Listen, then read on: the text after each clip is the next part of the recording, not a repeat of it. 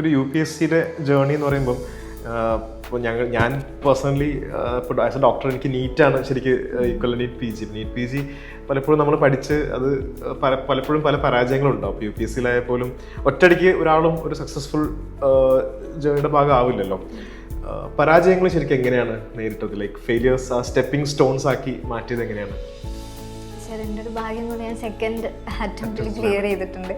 ഞാൻ first attempt കൊടുക്കുന്നത് start ചെയ്തത് ഒരു 6 മാസം കഴിഞ്ഞിട്ടാണ് കൊടുക്കുന്നത്. ജസ്റ്റ് എക്സാമിനെ കുറിച്ച് അറിയാനും പാറ്റേൺ എന്താണ് ആ ഒരു സിറ്റുവേഷനിൽ ഇരുന്നിട്ട് ആ ഒരു പ്രഷർ അറിയാനും ഒക്കെ വേണ്ടിയിട്ടാണ് ഞാൻ എഴുതിയത്.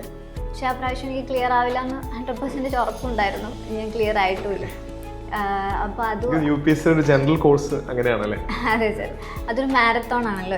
ഒരു എക്സാം തന്നെ 1 വർഷത്തോളം നീണ്ടേക്കുന്നു.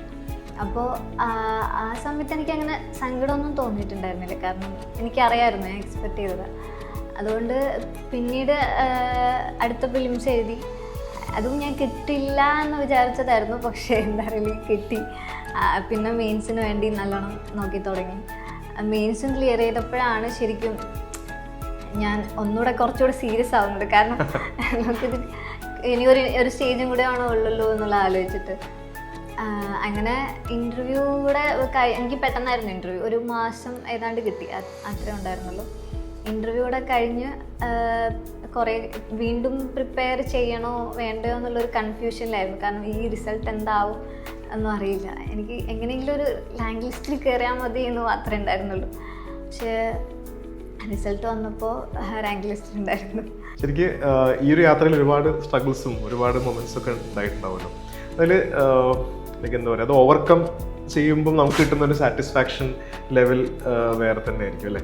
അതിൽ സ്റ്റുഡൻസിൻ്റെ അടുത്ത് ഷെയർ ചെയ്യാൻ പറ്റുന്ന എന്തെങ്കിലും ഒരു മൊമെന്റ്സ് ഉണ്ടായിട്ടുണ്ടോ അതിൽ? ഓക്കെ സാർ, എനിക്ക് തോന്നുന്നു UPSCയിൽ പഠിച്ചെടുക്കുന്നതിനേക്കാൾ ബുദ്ധിമുട്ടെന്ന് പറയുക ഈ ത്രൂ ഔട്ട് ഈ ജേർണിയിൽ ആ ഒരു കൺസിസ്റ്റൻസി നിലനിർത്തുക എന്നുള്ളതാണ്. പിന്നെ ആ ഒരു സ്പിരിറ്റ്, ഇത് നമ്മൾ ചിലപ്പോൾ ആദ്യം 2 പ്രാവശ്യം എഴുതി അല്ലെങ്കിൽ 3 പ്രാവശ്യം എഴുതി ഒന്നും കിട്ടിയില്ലെങ്കിലും ഇനി എഴുതുന്നതിൻ്റെ അർത്ഥമുണ്ടോ എന്നൊരു ആ ഒരു സെൽഫ് ഡൗട്ട് നമുക്ക് ഒരുപാടുണ്ടാവും. എനിക്കും ഉണ്ടായിട്ടുണ്ടായിരുന്നു സാർ. ഞാൻ ഫസ്റ്റ് അറ്റംപ്റ്റ് ക്ലിയർ ആയില്ലെങ്കിൽ പോലും എന്നെക്കൊണ്ട് പറ്റുമോ എന്നുള്ളൊരു സാധനം ത്രൂ ഔട്ട് മൈൻഡിലുണ്ടായിരുന്നു. പിന്നെ കുറേ കഴിയുമ്പോൾ നമ്മൾ തന്നെ ബേൺ ഔട്ട് ആവും. ഫുൾ എനർജി പോയി, നമ്മളെ മോട്ടിവേഷൻ പോയി. മോട്ടിവേഷൻ നിലനിർത്താൻ ഏറ്റവും വലിയ പാട്. അപ്പോൾ അപ്പോഴൊക്കെ ഞാൻ ചെയ്തിട്ടുള്ള കാര്യം എന്ന് പറഞ്ഞാൽ ചെറിയൊരു ബ്രേക്ക് എടുക്കും. മീൻസ് എന്താണോ എനിക്കിഷ്ടമുള്ള കാര്യങ്ങൾ ചെയ്യുക.